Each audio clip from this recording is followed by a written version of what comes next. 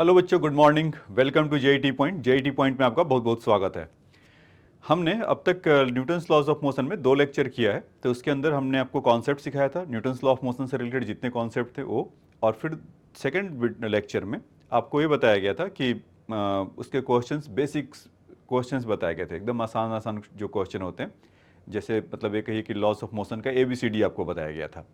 और कुछ उसमें SC वर्मा के 1 to 12 या 13 क्वेश्चन डिस्कस किया था। आज उसी का एक्सटेंडेड करेंगे। आज थोड़े से मुश्किल क्वेश्चन लेंगे। मुश्किल से मतलब है कि थोड़े कॉम्प्लिकेटेड, जो सिंगल ब्लॉक के बजाय डबल ब्लॉक, सिंगल पुली के बजाय डबल पुली, या लिफ्ट के प्रॉब्लम जो हैं वो सब हम लोग आज कवर करेंगे। तो पहले स्टार्टिंग में तो कुछ वैसा क्वेश्चन आपको बताएंगे और कुछ लिफ्ट का जो कॉन्सेप्ट है उसको बारे में बताएंगे, और फिर उसके बाद SC वर्मा के जो क्वेश्चन है उसके लिए ओपन करेंगे। ठीक है, तो आइए सबसे पहले आज का क्वेश्चन लेते हैं। आज का क्वेश्चन ये है बच्चों कि इसमें इस तरह का ये है। अगर विजिबल नहीं है तो मैं यहाँ पर कुछ मार्किंग कर देता हूँ। ये शायद विजिबल है, नहीं है। तो ये ऐसा एक वेज है, एक तरफ से है एंगल अल्फा और एक तरफ से है एंगल बीटा, इस तरह का। तो ना हो तो मैं यहीं पर यहाँ बना देता हूँ ऐसा। एक एंगल है अल्फा और एक तरफ से है बीटा, और एक तरफ है मास अल्फा की तरफ m1 है और दूसरी तरफ m2 है। इस तरह के क्वेश्चंस हैं।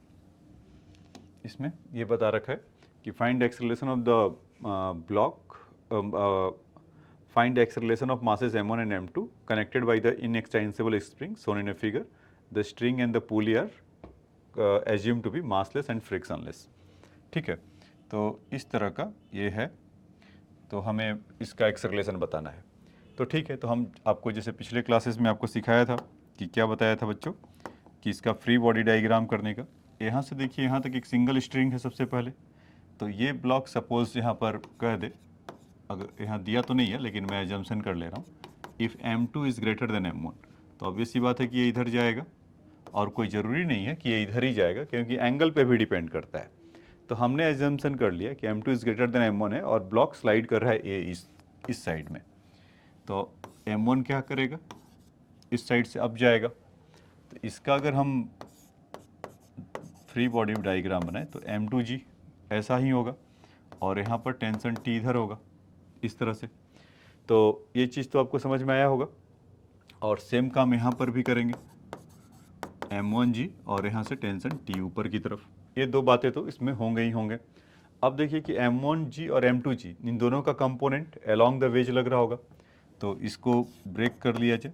और ये क्या होता था बच्चों, m1g बोलिए साइन अल्फा, मन में बोला, ठीक है। और सेम इसको अगर बोलेंगे तो m2g, यहाँ पर कौन सा एंगल है, बीटा, तो क्या बोलेंगे, साइन बीटा। तो अलोंग द इसके एक कंपोनेंट हुए, और दूसरा कंपोनेंट यहाँ पर ये होगा जो परपेंडिकुलर टू वेज हो रहा होगा, और नॉर्मल फोर्स। तो अभी ये दोनों पिक्चर में नहीं है। ये कब तक पिक्चर में नहीं रहेंगे, जब तक कि फ्रिक्शन नहीं आएगा। फ्रिक्शन आएगा तब ये सब पिक्चर में आएंगे। तो नॉर्मल फोर्स n1 है और n2 है यहाँ का। तो इन लोग के लिए ऐसे तो इसका काम है नहीं अभी, लेकिन फिर भी लिख देते हैं। यहाँ m2g कॉस बीटा इस तरफ से, और यहाँ से m1g कॉस अल्फा इस तरह का। तो ये सब इस पर फोर्स लग रहे थे। यहाँ पर m1 था और यहाँ पर m2 था। तो m2 का ग्रेविटी के चलते m2g लग रहा था और m1g लग रहा था। और जैसा कि हम जानते हैं कि अलोंग द प्लेन अगर उसको ब्रेक कर दें तो उसका साइन कंपोनेंट, मतलब अलोंग द प्लेन वाला कंपोनेंट साइन के साथ जाएगा, और जो परपेंडिकुलर या नॉर्मल फोर्स को जो बैलेंस कर रहा होगा वो कॉस अल्फा के लिए, या कॉस अल्फा बीटा, यहाँ पर दो हैं। अब इक्वेशन लिखना चले, हमने क्या जम्पशन किया, किसको, इस डायरेक्शन में, ये ऐसा। तो इक्वेशन अगर लिखेंगे तो क्या यहाँ पर होगा, m2g sine beta minus tension equal to m2a, ऐसा। फिर दूसरे वाले के लिए अगर लिखा जाए तो t minus m1g sine alpha, यहाँ पर बच्चों टी, हाँ। तो ये कितना हो गया, m1a। तो काफ़ी आसान निकला, इन दोनों को ऐड कर दिया, t से t कैंसिल हो गए। तो यहाँ से कितना हुआ, m2 sine beta minus m1 sine alpha into G equal to m1 plus m2 into A, ऐसा। तो ए का वैल्यू कितना आ गया, A equal to m2 sine beta minus m1 sine alpha upon m2 plus m1 G, इस तरह का। तो एक्स रिलेशन ये आएगा बच्चों। तो इसमें अगर न्यूमेरिकल वैल्यू होता तो फटाफट हो जाएगा। तो एक आपको छोटा सा न्यूमेरिकल वैल्यू भी कराकर इस पर दिखा देता हूँ। तो इसको तो सबसे पहले लिख डालिए या एक बार और इसको पॉज रिवर्स करके एक बार और देख लीजिएगा, तो इससे आपका कॉन्सेप्ट और क्लियर हो जाएगा। तो आइए एक दूसरा क्वेश्चन इसी पर देख लेते हैं। पहले या तो लिखना है तो लिख लीजिए इसको पॉज करके, ठीक है। एक नेक्स्ट क्वेश्चन देखिए, इसमें कह रहा है कि एंगल एक 30 डिग्री है और दूसरा है 60 डिग्री है। यहाँ पर कुछ ब्लॉक है एक,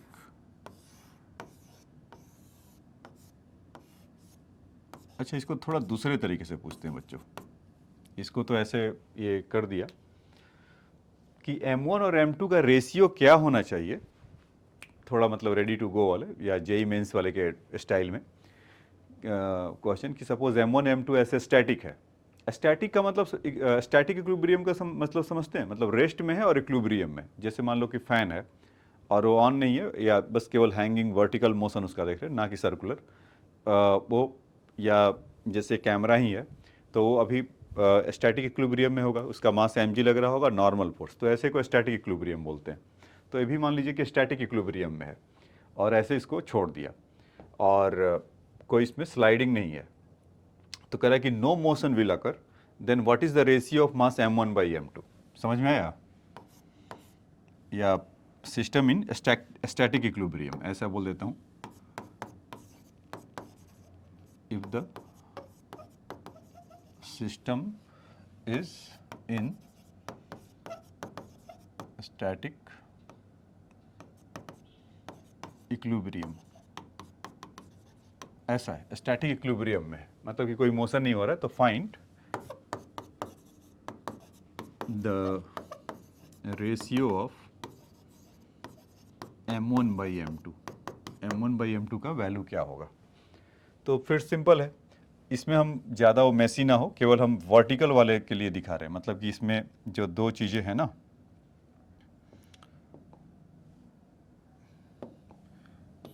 इस तरह का और इस तरह का, तो वहाँ से जैसे कि अगर m1 है तो m1g cos 30, इन लोग का रोल नहीं है तो इसीलिए बस ऐसा लिख दे रहे हैं, और इनका m2g cos 60। लेकिन आपको फ्री बॉडी डायग्राम में हर बार जब भी क्वेश्चन बताऊंगा तो फ्री बॉडी डायग्राम का मुझे ये बताना पड़ेगा, क्योंकि आपको समझ में अभी से ही आते रहे। और ये वाला क्या हो जाएगा बच्चों, m1g साइन 30 और यहाँ से ये हो जाएगा m2g साइन 60, ऐसा। और टेंशन तो आपका लग ही रहा होगा, ये इसको इस तरफ लग रहा होगा, इसका इस तरफ लग रहा है, और स्टैटिक है। तो जब स्टैटिक है तो क्या होगा, यहाँ से कोई तो एक्सेलरेशन, नेट फोर्स क्या होगा इनका, जीरो। तो t माइनस पहले वाले के लिए या इस वाले के लिए m2g साइन 60 इक्वल टू 0, क्योंकि कोई एक्सेलरेशन ही नहीं है। और इस वाले के लिए किधर से भी लिख लो, कोई फ़र्क नहीं पड़ता है, t minus m1g sine 30 equal to 0, इस तरह का कुछ होगा। t equal to m2g sine 60 equal to 0, t equal to इतना दिस। अब उसको आमने सामने कर दीजिए क्योंकि दोनों t के ही बराबर है। तो यहाँ से इसका वैल्यू कितना आ जाएगा, अगर इन दोनों को मतलब t समझ में आ रहा होगा ना, कि आपको इसको t को ऐसा वर्चुअली सोच लीजिए कि t इधर आ रहा होगा और t इधर आ रहा होगा। तो t अपॉन t करेंगे या t को आमने सामने दोनों को रखेंगे, तो यहाँ से कितना हो जाएगा, m1g sine 30 equal to m2g sine 60, इस तरह का। तो यहाँ से g से g कैंसिल हुआ, तो आपसे पूछा गया था क्या, m1 बाई m2, तो यहाँ से साइन 60 बाई साइन 30 ऐसा आ गया। तो साइन 60 बाई साइन 30 का वैल्यू, मतलब कि इसका वैल्यू हो गया √3/2 और इसका हो गया हाफ, तो इसका रेशियो कितना जाएगा √3। ये बात समझ में आया? तो अगर √3 के रेशियो में होगा तब इस तरह का ऐसा होगा। अगर √3 के रेशियो में अगर नहीं होगा तो बच्चों क्या होगा, मतलब मान लीजिए कि √3 के बजाय मैं यहाँ पर उनका रेशियो 2 दे दूँ, तब एक्सलेरेट करेगा क्या? तो चलिए इसमें इस तरह का तो क्वेश्चन आपको ऐसा है तो बता दिया, ये तो लिख लीजिए, ठीक है। अब मैं इसी क्वेश्चन को थोड़ा मॉडिफाइड कर देता हूँ। इसमें क्या करता हूँ कि इफ़, फिर से वहाँ पर 30 डिग्री और 60 डिग्री ले लीजिए, और दो ब्लॉक जो होगा, अच्छा फिगर तो हमारे पास है ना, ये कह रहा हूँ कि हमारे पास ये तो फिगर है ना, तो क्यों ना इसका यूज़ किया जाए, ट्रायंगल का। इस तरह का है बच्चों, थोड़ा सा जेंटल बना देते हैं, ठीक है। तो अब इसमें विजिबल है, ठीक है। इसमें कह रहा है कि 30 डिग्री है और ये 60 डिग्री है, और यहाँ पर अगेन एक पुली लगा दिया है, और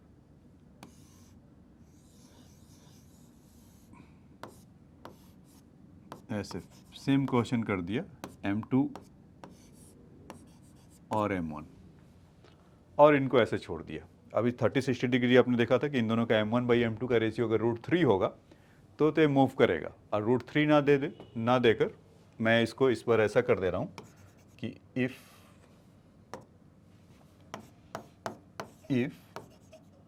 M1/M2 इक्वल टू 3 कर देता हूँ।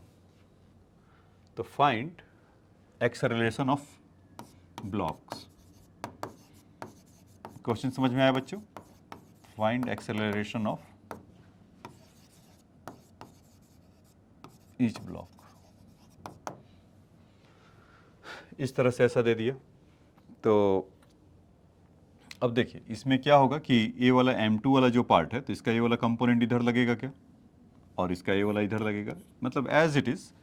अब जो यहाँ पर देखे थे ना, वो पूरा का पूरा यहाँ पर ऐसा ही होगा, लेकिन अब हमें पता नहीं कि कौन मूव कर रहा है तो और कौन नहीं। तो लेकिन एक बात तो यहाँ से तय है कि M1 equal to 3 times of M2, तो यानी कि M1 ज़्यादा हैवियर है। तो मान लेते हैं कि ये इधर ही चल रहा हो, तो बहुत होगा तो निगेटिव में आंसर आएगा। निगेटिव में आएगा तो इसका मतलब हम एजम्पशन कर लेंगे, मतलब कि हम वहाँ से एक कंक्लूजन निकाल लेंगे कि ठीक है कि this acceleration will be in the opposite direction, whatever we have to be choose that. Okay, so let's start with that कि ए से अगर ये नीचे की तरफ आ रहा होगा तो ए से ऊपर की तरफ आ रहा होगा, लेकिन फ्री बॉडी डायग्राम में यहाँ पर कितना हो जाएगा बच्चों, M2G साइन 60, ठीक है, और यहाँ से M1G साइन 30। इस बार मैं इनको नहीं दिखा रहा हूँ, ये जो इधर वाले हैं इनको नहीं दिखा रहा हूँ क्योंकि इनका रोल नहीं है, और यहाँ पर टेंशन TT है, यहाँ से इसका टेंशन T है। तो इसको जब हम इसका वैल्यू ऐसे लिखें M1G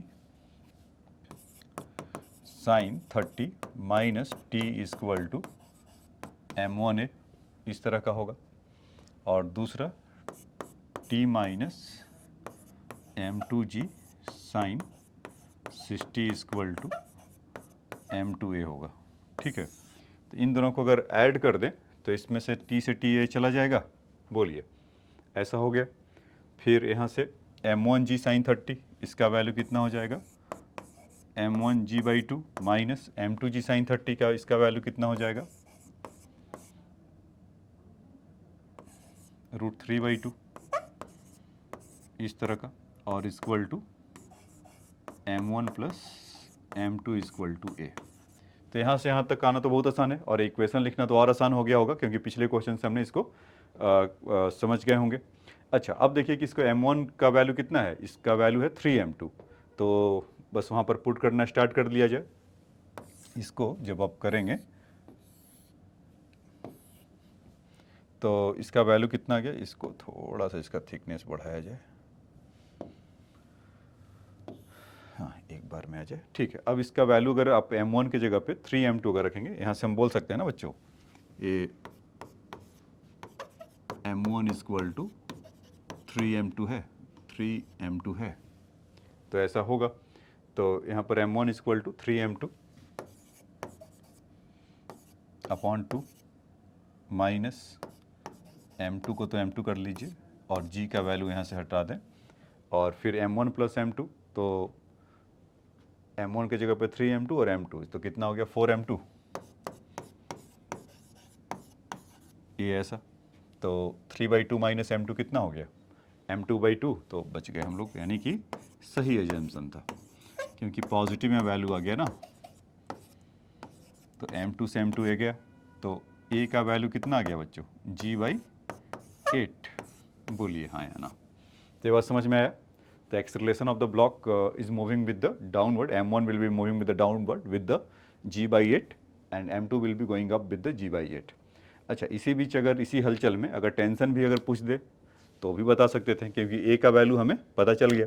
तो मान लीजिए कि इसी क्वेश्चन में if m1 m2 find the acceleration है एंड ऑल्सो, यहाँ पर मैं लिख दे रहा हूँ, एंड ऑल्सो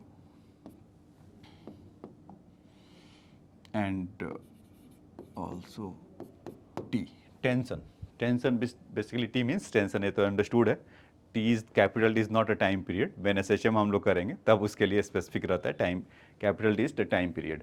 ओके, सो यहाँ पर टेंशन हमें बताना है, तो T इक्वल टू हमारा एक क्या हो जाएगा, कोई भी इक्वेशन पकड़ लीजिए, इसमें यहाँ पर ऐसा होगा। तो बट आंसर जो आएगा इस बार वो m1 के टर्म में आएगा या m2 के टर्म में आएगा, वो आप पे डिपेंड करता है कि कैसे करते हैं। तो इस सब क्या होगा कि मल्टीपल चॉइस ऑफ जो क्वेश्चन होंगे तो उसमें हम एक से कनेक्ट कर सकते हैं।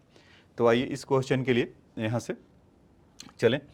तो m1 g/2 है और टेंशन T चाहिए, और m1 a का वैल्यू कितना है g/8 ऐसा। तो यहाँ से t का वैल्यू कितना हो गया 1/2 माइनस 1/8, तो इसका वैल्यू अगर देखेंगे तो 3/8 हो जाएगा। t इक्वल टू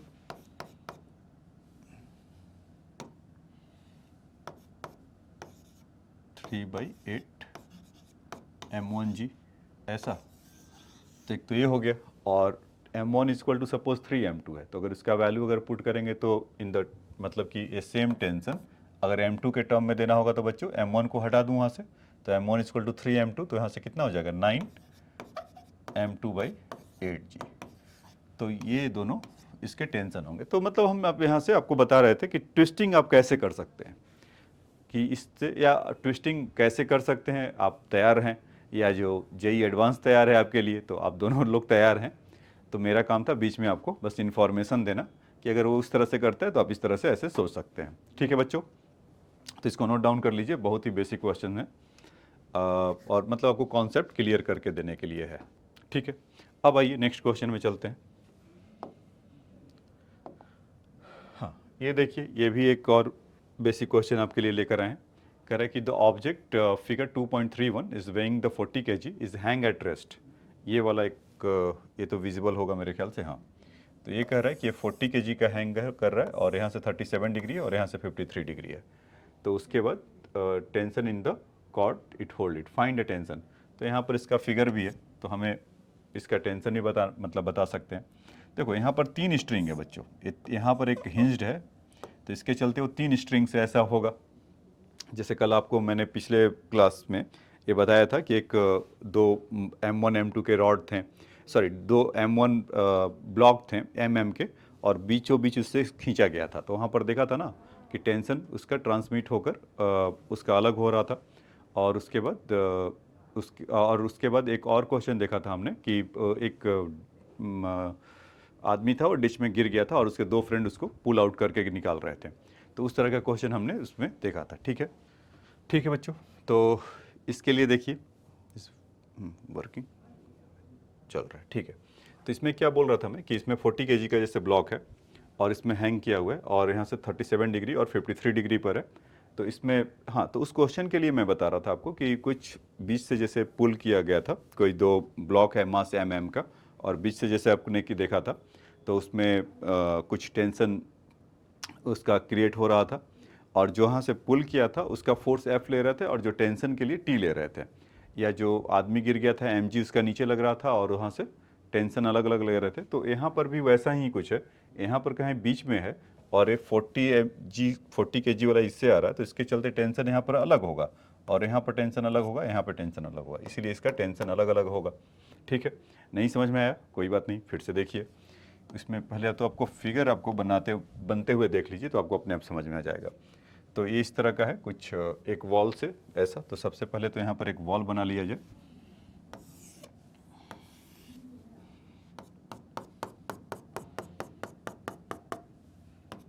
इस तरह का ऐसा वॉल है और इनको मैं थोड़ा सा और टच दे देता हूँ एक वॉल बनाने का, इस तरह का। फिर क्या कह रहा है कि 2 जगह से हिंज्ड है और बीच में 40 kg है।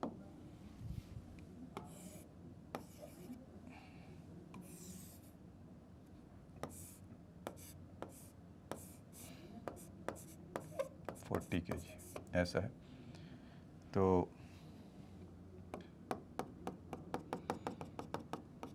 इस तरह का ऐसा इसमें है। एक में है 37 डिग्री था और एक में 53 डिग्री है। 53 डिग्री, ठीक है। इस तरह का कुछ ऐसा है। तो जैसा मैं बोल रहा था कि इसमें टेंशन अलग अलग लगेगा। तो 40 kg वाले के लिए तो इसका फ्री बॉडी डायग्राम आप बना कर देख सकते हैं। 37 ही है ना ये, तो यहाँ से ठीक है। तो अभी देखिए कि इसको अगर बनाया जाए यहाँ से डॉट के लिए, तो इस पे ये कैसा हो रहा होगा से इसमें कह दीजिए T1 और इसमें T2, उसमें शायद अलग लिया है तो उससे कोई फ़र्क नहीं पड़ता है। और नीचे की तरफ ऐसा होगा, इसमें T3 मान लीजिए, और T3 is equal to basically यहाँ से कितना हो जाएगा 40G, क्योंकि यही लग रहा है। तो ये ऐसा होगा बच्चों। अब हमें क्या करना है कि इसका अगर आप ऐसा एक्सेस में इसको देख दें, चाहे ट्रायंगल बोला था, इस तरह का एक्सेस में कर दें और यहाँ से इसका एंगल जो था, अच्छा ये 53 है, हाँ ठीक है 53, इस एक कम बन गया है वो ज़्यादा बन गया है। तो खैर जब लिख दिया हूँ तो इसका मतलब वही है, ज़्यादा कम बन गया तो उससे कोई फ़र्क नहीं पड़ता है। जब आपने इसको राइट डाउन कर लिया है ऐसा तो इस तरह का बनेगा। तो इसका ये वाला कंपोनेंट कितना हो जाएगा T1 cos 53 डिग्री, और यहाँ से T2 cos 37, इस तरह का ऐसा होगा। और इसका जो वर्टिकल कंपोनेंट होगा इस तरह से T1 sin 53 डिग्री और दूसरा T2 sin 37 डिग्री, ऐसा होगा। और जहाँ तक इसका 37-53 डिग्री का सवाल है तो इसको तो ट्रायंगल में ही राइट एंगल ट्रायंगल ला देते हैं। इस तरह का याद रखिएगा बच्चों कि ये 37 डिग्री जब होता है तो ये 3, 4, 5 होता है, और जब ये इधर से 53 डिग्री हो जाएगा तो उल्टा हो जाएगा। तो अपना इसमें खेलते रहना इसके साथ कि अगर ये 53 डिग्री है तो यहाँ से 4/5 और 3/5, मतलब साइन और कॉस इंटरचेंज कर जाएंगे। तो खैर यहाँ पर देखते हैं हमें मिला क्या, T2 sin 37 और T1 sin 53 डिग्री, और यहाँ से T2 sin 37। तो इन दोनों को तो कुछ लिख लिया जाए पहले। T2 sin 37 कितना होगा 0.8, तो इसको लिख लिया 0.8, इस तरह से 0.8, ये 0.8 है बच्चे, 0.8, अच्छा लिख देते हैं, चलो पूरा लिख ही दिया। और यहाँ से T1 कितना हो जाएगा cos 53, तो cos 53 कितना हो जाएगा, ये T1 है, इज इक्वल टू 0.6, ऐसा। तो डॉट से डॉट ये सब गए, तो यहाँ से हम बोल सकते हैं ना कि T1 इज इक्वल टू 8/6, यानी 8/6 इज 4/3 T2। तो T1 इज इक्वल टू कितना हो गया 4/3 T2। तो अब इसको हम उठाकर जो ये दूसरा, ये तो इक्वेशन इससे मिला, और दूसरा इक्वेशन जो mg T3 को बैलेंस कर रहे होंगे, मतलब T2, ये वाला इक्वेशन जो वर्टिकल डायरेक्शन के लिए लिख दे रहा हूँ, T2 sin 37 is 0.6 plus T1 sin 53 into 0.8 is equal to T3 is 40G, ठीक है। तो वहाँ से T1 is equal to 4/3 T2 होगा, तो और उसका वैल्यू कितना हो जाएगा T2 के जगह पे इस 3/5, ऐसा, प्लस T1 के जगह पे 4/3 T2, और 0.8 की जगह पे 4/5 इस तरह का इक्वल टू 40G ऐसा मिला। देखिए तो यहाँ से हम क्या करेंगे कि T2 का वैल्यू इसको फाइंड आउट कर लें। तो वहाँ से अगर आप थोड़ा सॉल्व कर पाएँ एलजेब्रा उसका, तो T2 अगर कॉमन लेंगे तो क्या मिलेगा बच्चों, 3/5 और 4 वो कितना हो गया 16/15, तो 3/5 प्लस 16/15 इस तरह का इक्वल टू 40G। 40G मतलब 400 कर लीजिए न्यूटन। तो T2 और एलसीएम लेंगे तो 15, तो ये हो गया 9 और 16। अच्छा डेटा तो अच्छा दिया है बच्चों। 9 प्लस 16 कितना हो गया 25/15 इक्वल टू 400।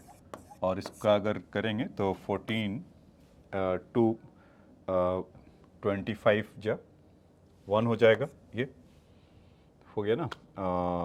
और वहाँ पर कितना हुआ 15 16, तो यहाँ से T2 का वैल्यू जब लिखेंगे तो 15 इंटू 16 आ जाएगा। तो 15 इंटू 15 अगर होता तो कितना अच्छा होता, 225 बोलते, लेकिन यहाँ पर एक ज़्यादा है 15, तो यानी कि कितना हो जाएगा 15 इंटू 16 में इस आपका एक और 15 ऐड कर दीजिए तो हो जाएंगे 240 न्यूटन। ठीक है, तो T2 तो आ गया 240 न्यूटन, मतलब इस वाले स्ट्रिंग में T2 इसके लिए था। ठीक है, इस वाले स्ट्रिंग में इतना हो गया। और उसके लिए अगर जब देखेंगे T1 के लिए अगर देखेंगे तो T1 इक्वल टू हमने क्या रिलेशन निकाला था 4/3, तो T1 इक्वल टू 4/3 और इसको रख ले 240, तो ये कितना हो गया 80, तो 80 इंटू 4 कितना हो गया 320 न्यूटन। तो ये 320 न्यूटन आपका ऐसा आ गया। ठीक है बच्चों, तो ये तो हमारा था इसका निकालने का कि टेंशन निकालने का एक था कि भाई स्टैटिक इक्विलिब्रियम है तो इस तरह का ऐसा होगा तो क्या होगा। तो एक क्वेश्चन अभी जेईई एडवांस पे पूछा था 2 साल पहले, तो वहाँ पर क्या था कि वो भी सिंपल सा क्वेश्चन था, बस उसमें क्या किया था कि लगभग ऐसा ही अरेंजमेंट था, बस एक पुली के साथ वहाँ पर कर दिया। तो वो कुछ उस क्वेश्चन को भी मैं डिस्कस करके अभी आपको बता देता हूँ। ठीक है, तो इसको पहले राइट डाउन कर लीजिए। ठीक है बच्चों, तो ये आपने नोट डाउन कर लिया। अब देखिए इसके बाद नेक्स्ट क्वेश्चन में चलते हैं।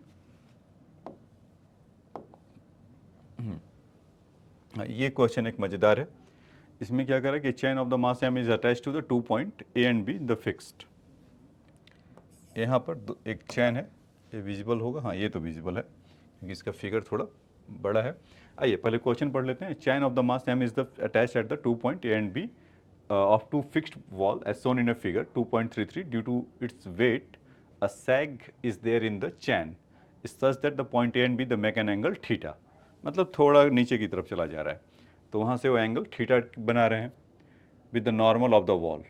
ठीक है, नॉर्मल ऑफ द वॉल से ऐसे कह रहा है कि ये जो वॉल के नॉर्मल से ऐसा बना रहा है। Find the tension in the chain at assume the tension is always along the length of the chain. तो ये जो बात बोला ना बच्चों, assume that the tension is always along the length of the chain, तो वो थोड़ा वही वहाँ पर ट्रेक है।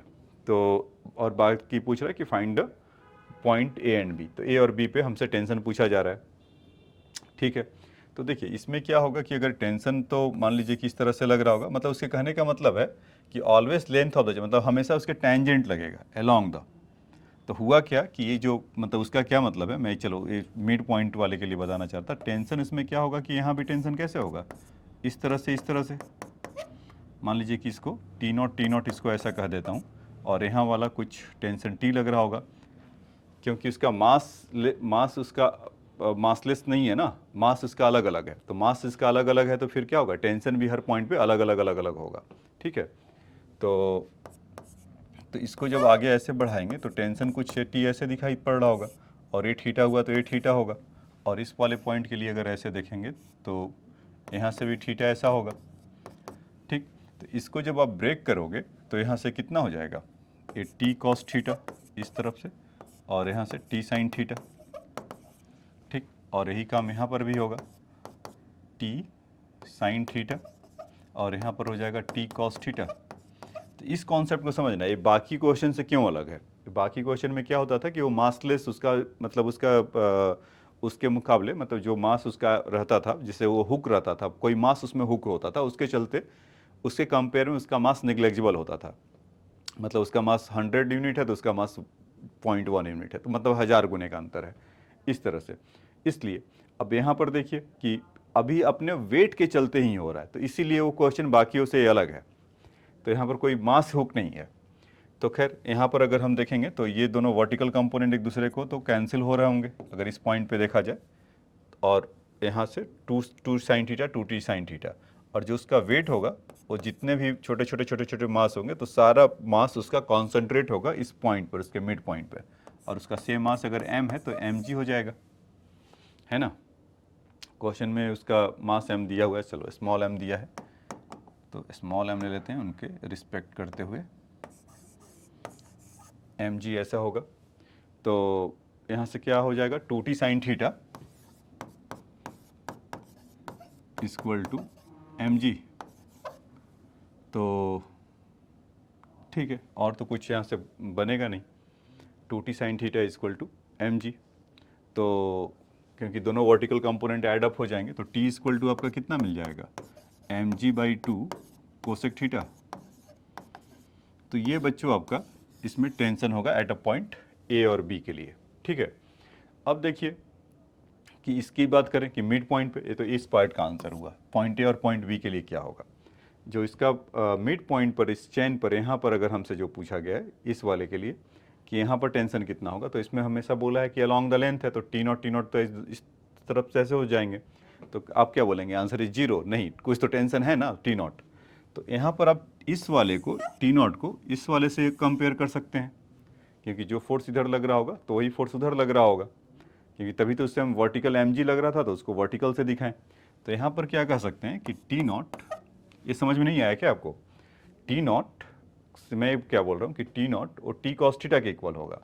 मैंने आपको बोला कि अभी देखिए T साइन थीटा तो ऊपर है, तो ये जितने भी ब्रेक आप करोगे ना छोटे छोटे छोटे छोटे छोटे छोटे, तो T साइन थीटा वो वर्टिकल ही होगा और उसका ऐड अप हो जाएगा। फिर आपने सोचेंगे कि सर आपने तो बोला कि हर पॉइंट पे टेंशन अलग होगा क्योंकि इसका मास है, तो इसलिए मैं इसीलिए बता रहा हूँ कि उसमें क्या हो कि एलिमेंट बहुत छोटा है, अगर उसको मतलब एक इक्वल इंटरवल में इसको ब्रेक करें तो सब उसका अगर इंटीग्रेशन टर्म में मैं यूज़ करूँ तो सब एडअप होकर वो आपको 2t साइन थीटा ही मिलेंगे।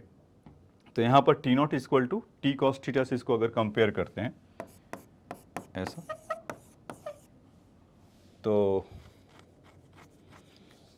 ठीक है, तो यहाँ से आपका कितना हो जाएगा, T का वैल्यू तो अभी आपने देखा था mg/2 cosec theta, mg/2 cosec theta, और यहाँ से cos थीटा एक और आ जाएगा इस तरह का cos थीटा ऐसा। तो T0 का जो वैल्यू होगा बच्चों, तो फाइनली आप वहाँ से देखेंगे इस mg/2 तो रहेगा ही, और कोसेक थीटा जो यहाँ पर ये है और cos थीटा है, तो कोसेक थीटा को 1/sin थीटा लिखेंगे तो cos/sin क्या हो जाएगा, cot। तो यहाँ से mg/2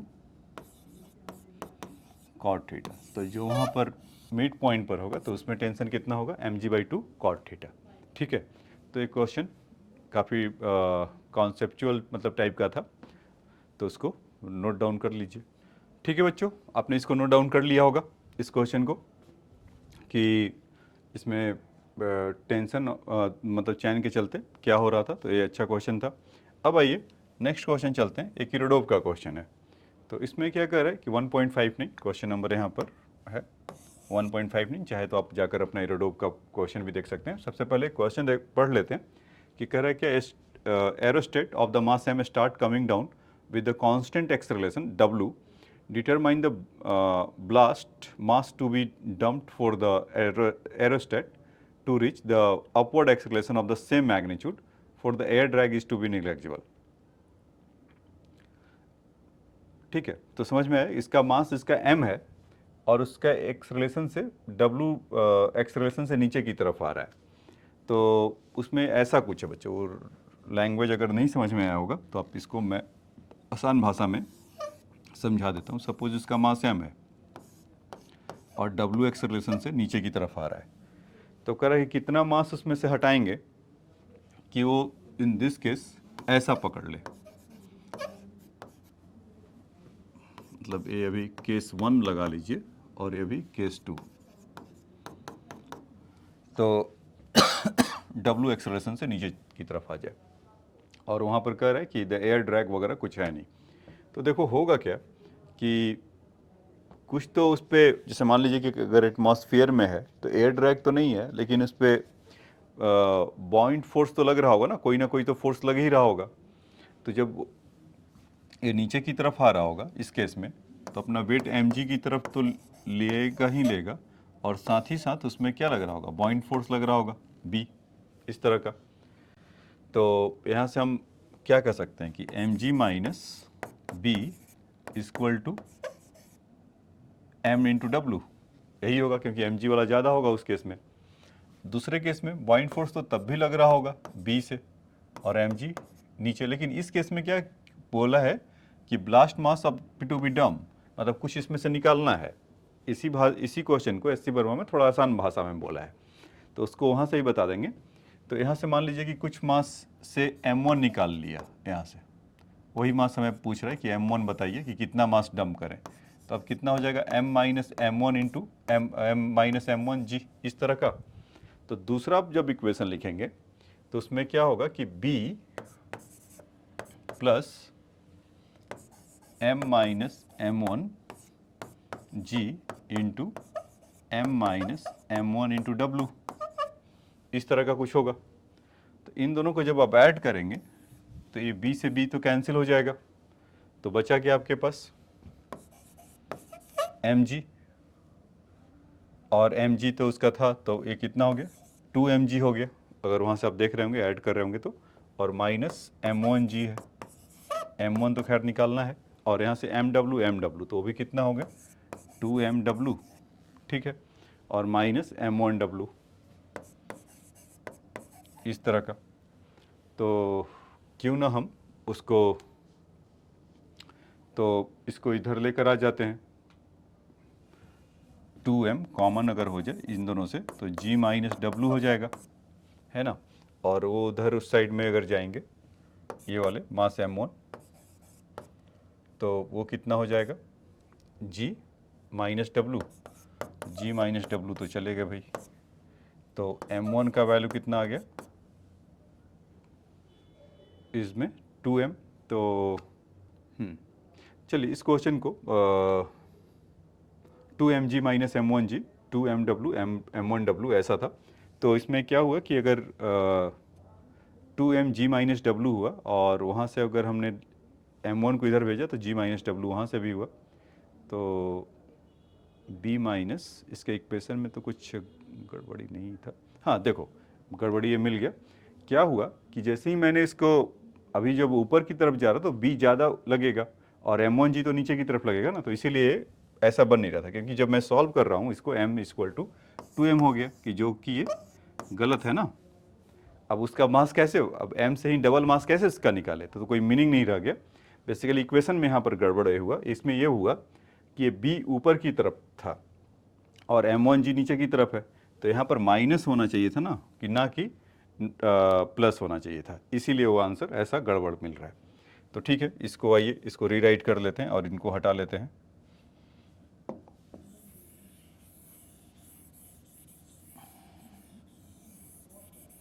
ठीक है, तो यहाँ पर ये माइनस होगा और उसको बस सभी ऐड, जैसा सब कुछ वैसा का वैसा ही है, बस हमें केवल ऐड ही करना है, और इसके साथ ये जो साइन था उसके जगह पे निगेटिव लगाना था। ठीक है, ये ऐसा तो ऐड करेंगे तो देखिए वहाँ से क्या होगा कि mg को या mg पूरा लिख ही देता हूँ, इस बार गलती होने का चांसेस ना दे, m1g इस तरह का, और वहाँ से क्या हो जाएगा बच्चों mw plus m minus m1 into W, इस तरह का होगा कुछ।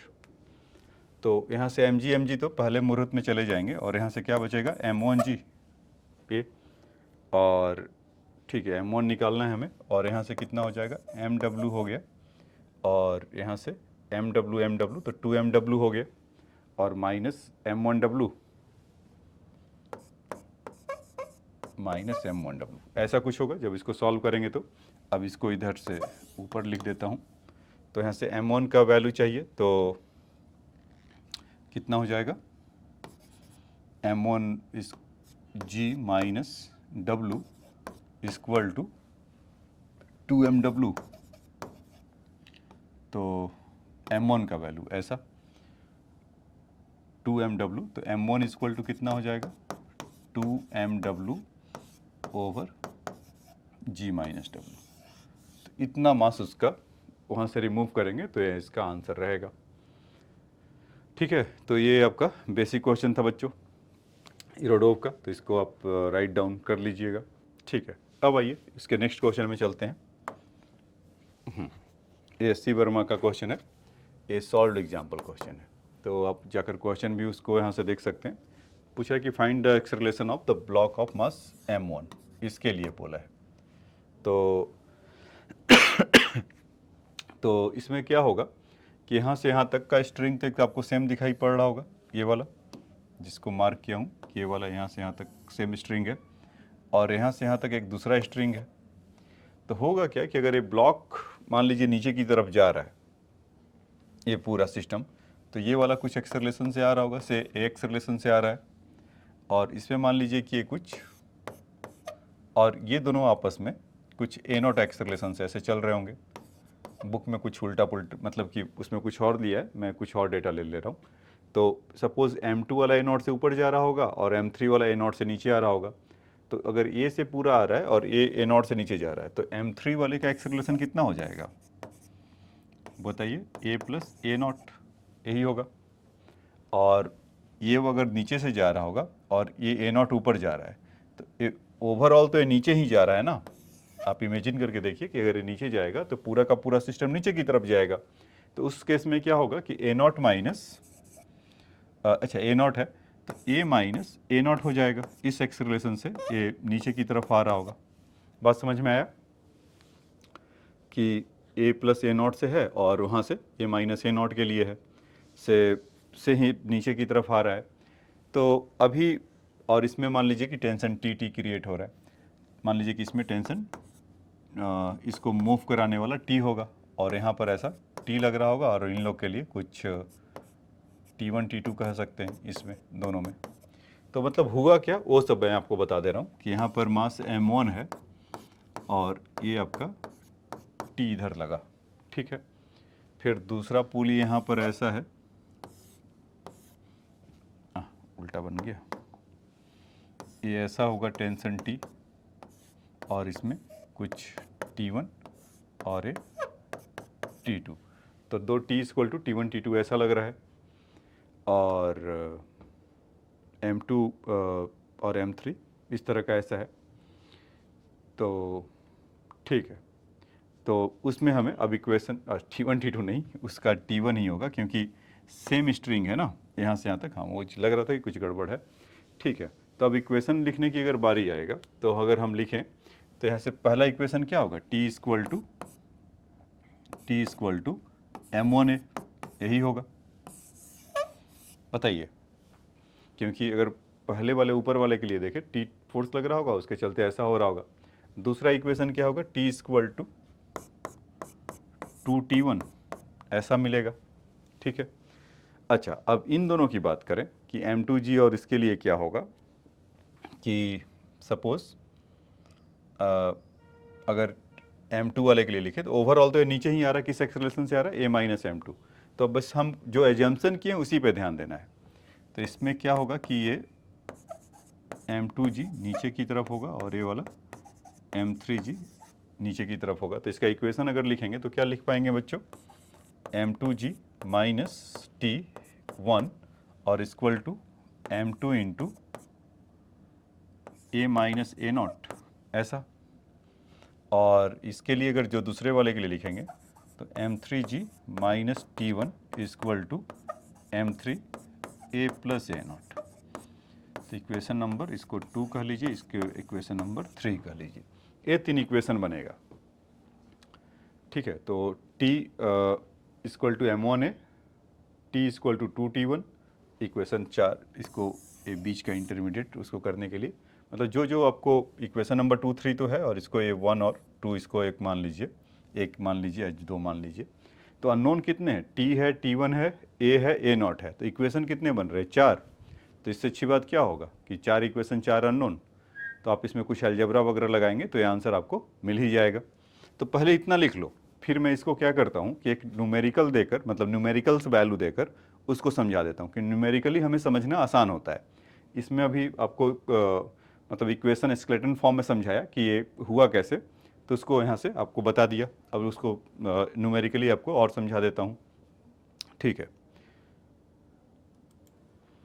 ठीक है बच्चों, तो ये आपने नोट डाउन कर लिया होगा। ठीक है, अब आइए इसका एक क्वेश्चन न्यूमेरिकली इसको दिखा देते हैं। इसमें क्या कह रहा है कि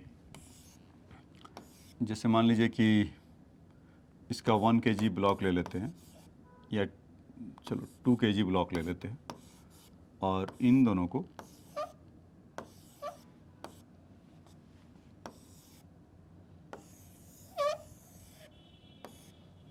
यहाँ पर एक 2 kg ब्लॉक ऐसे दे देते हैं और 3 kg ब्लॉक ऐसे दे देते हैं। ठीक है, तो एक बार इसको आप चाहो तो पॉज करके खुद से भी आप इसको करिए, एक बार सॉल्व करने की कोशिश करिए, क्योंकि इक्वेशन तो आपको है, बस इक्वेशन ये मैकेनिकल काम करना है और फिर उसका आंसर चेक करिएगा तो आपको समझ में आएगा कि और क्या मतलब सीखा। तो चलिए आइए आप लोग अगर पॉज करना है, हाँ फिगर डाउन पहले कर लो। 2 kg का ब्लॉक ऐसे और 2 kg 3 kg का ब्लॉक ऐसे हैंग कर रहा है और इसको ऐसे छोड़ दिया रेस्ट से। तो पूछा जा रहा है कि block acceleration of this 2 kg block. अच्छा चलो इन सबों का ही बताना है 2 kg, और मतलब इसका नेम दे देता हूँ। इसका ए इसका नेमिंग है, इसका बी नेमिंग है और इसका सी है। तो ए बी सी का एक्सेलरेशन बताना है। यहाँ पर और लिख भी देता हूँ कि फाइंड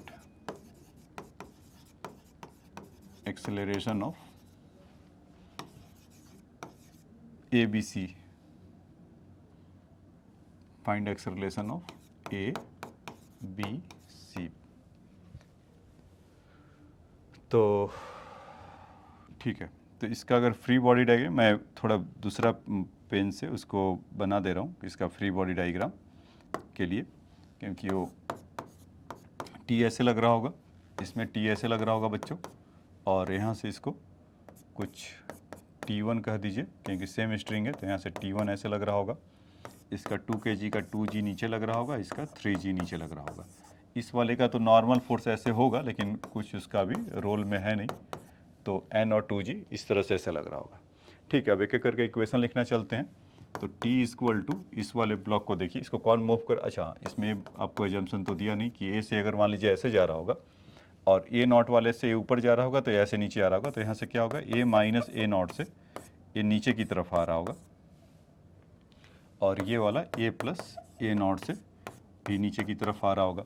क्योंकि ए से जब ये नीचे की तरफ जाएगा तो इसको पूरे सिस्टम को ए से नीचे भेजेगा, सिंस इसके अंदर अपना मोशन हो रहा होगा एडवुड मशीन जैसा। 2 kg वाला और 3 kg नीचे आएगा, 2 kg ऊपर जाएगा। तो इससे क्या होगा कि ए 3 kg वाला ए प्लस ए नॉट से नीचे की तरफ जाएगा और ए माइनस ए नॉट से ऊपर की तरफ जाएगा। इस तरह का कुछ ऐसा होगा। तो टी इक्वल टू अगर इसका लिखें तो इसका क्या हो जाएगा, 2a, एक इक्वेशन ऐसा हो जाएगा।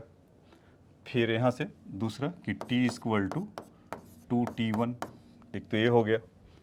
अब तीसरा इक्वेशन लिखते हैं 2G माइनस T1, क्योंकि आप पूरा पूरा तो नीचे ही जा रहा, तो 2G ज़्यादा होगा, माइनस T1 इक्वल टू इसका मास कितना है 2 kg, तो इसका मास अगर है तो यहाँ से 2G minus T1 equal to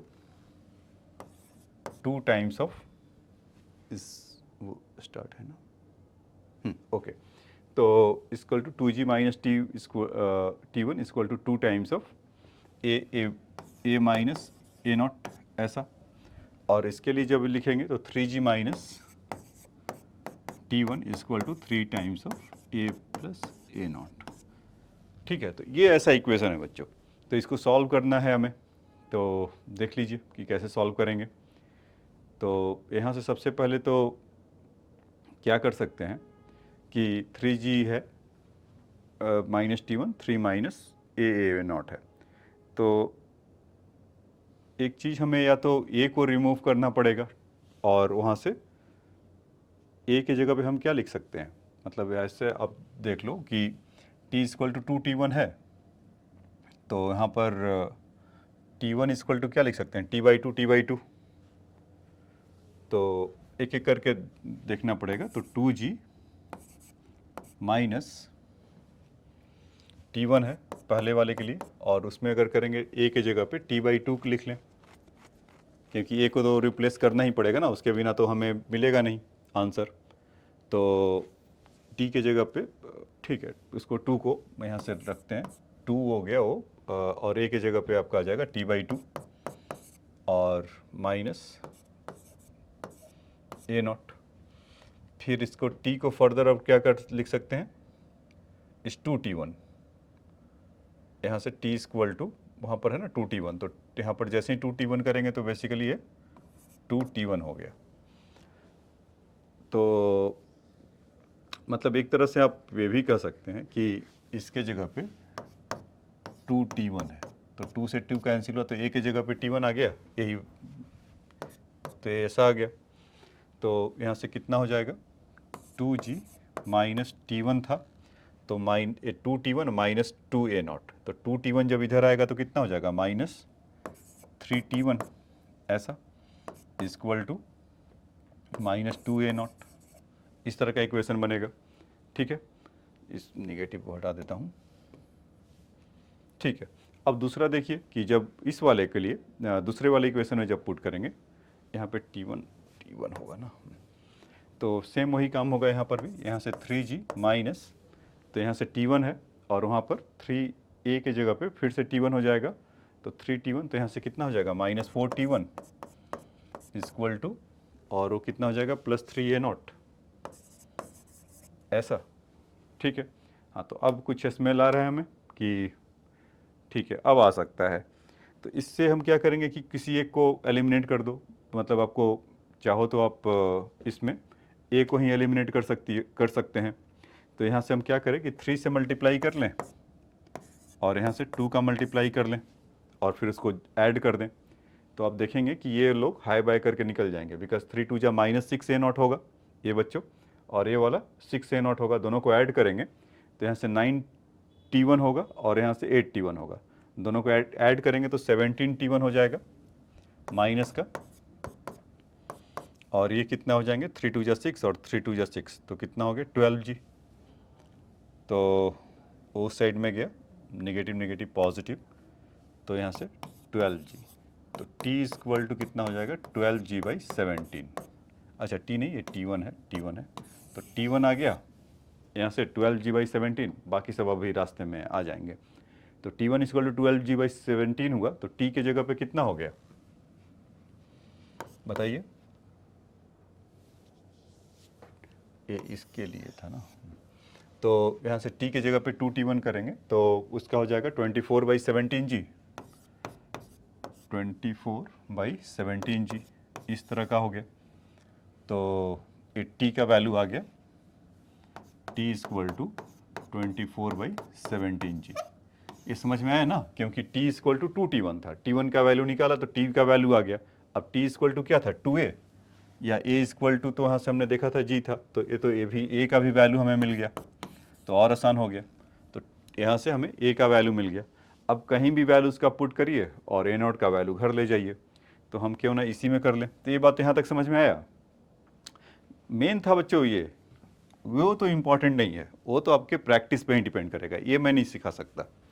मुझे सिखाना आपको ये था, ये 4 इक्वेशन, ये वाला। अगर आपको इसमें महारत हासिल हो गया इक्वेशन लिखने में, तो वो तो बस मैटर ऑफ टाइम है, एग्ज़ाम का प्रेशर पड़ेगा जल्दी जल्दी करने के लिए, तो फटाफट आप वो कर लेंगे।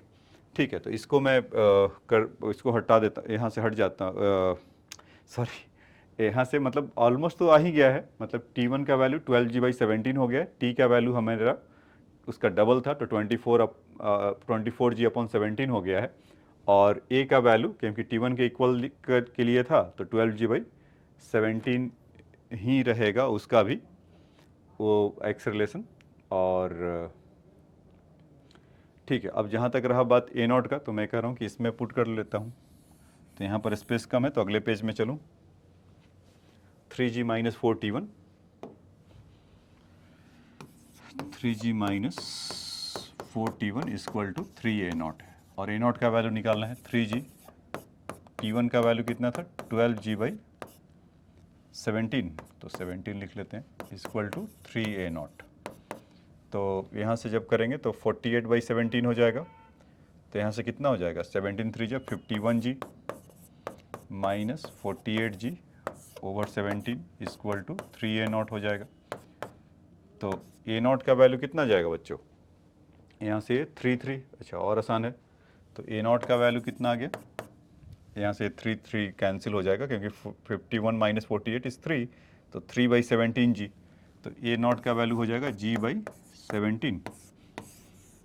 तो ये आंसर इसका मिलेगा। ठीक है, तो ये आपको काफ़ी मतलब जितने भी क्वेश्चन अब तक लॉज ऑफ मोशन का था, तो मदर ऑफ ऑल क्वेश्चंस जैसा आप कह सकते हैं कि ये सब इसमें सारा कॉन्सेप्ट इसका लग गया।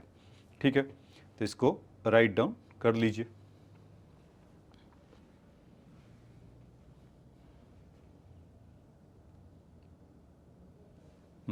ठीक है, अब इसको देख लीजिए।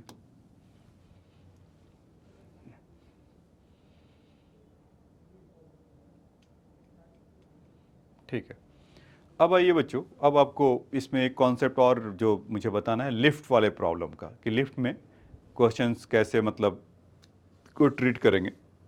जब लिफ्ट ऊपर जाता है नीचे आता है तो उस समय उसका रीडिंग क्या होता है। ठीक है, तो आइए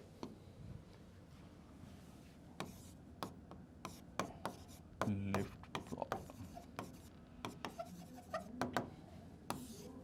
जैसे मान लीजिए कि अगर लिफ्ट ग्राउंड फ्लोर पे है, या ग्राउंड फ्लोर पे नहीं है, मतलब जहाँ जिस फ्लोर पे आप रहते हैं लिफ्ट रुका हुआ है, ऐसे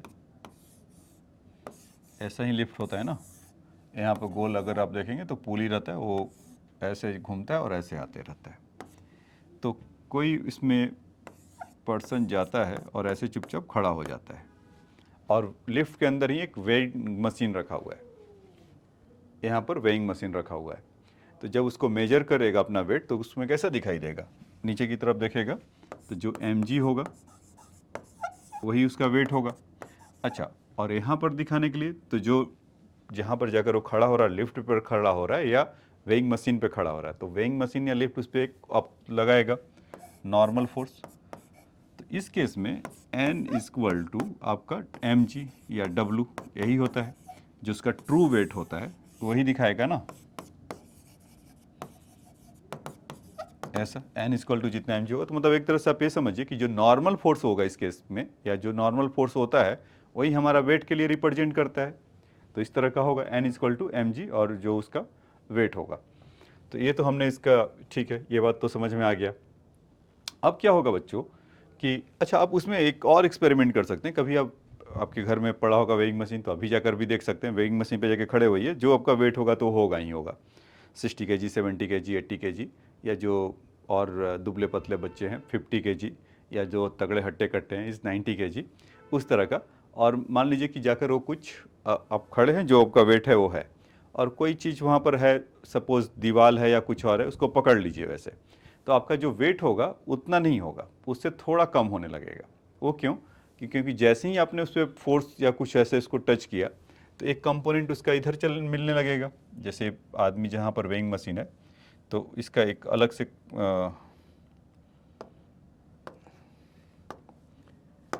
दिखा देता हूँ कि मतलब कि जैसे ही टच किया तो कुछ तो लगाएगा ना, टी फोर्स एफ कुछ भी।